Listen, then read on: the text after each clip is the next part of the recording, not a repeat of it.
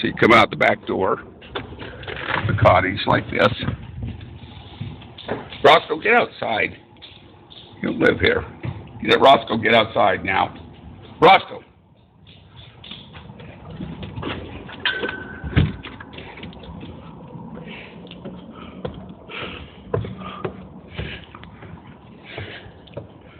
And we go down here into the basement where we have the laundry and storage and the dog. So water heater's over here. This is the swamp cooler, evaporated cooler. Has a shelf over there, kind of a shelf basement. And we replaced it with a storm window here, but there's a fan if you wanted to vent it out. Probably should close this. In the wintertime, a little bit of corner sump pump over here.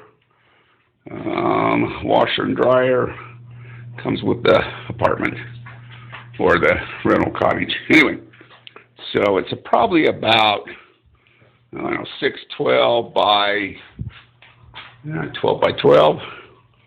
I'm guessing down here about 150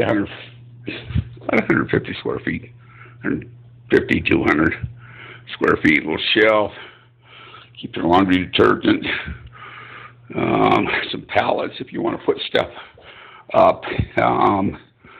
It doesn't really flood per se, but you might get a little moisture on the floor sometime if we get a lot of rain.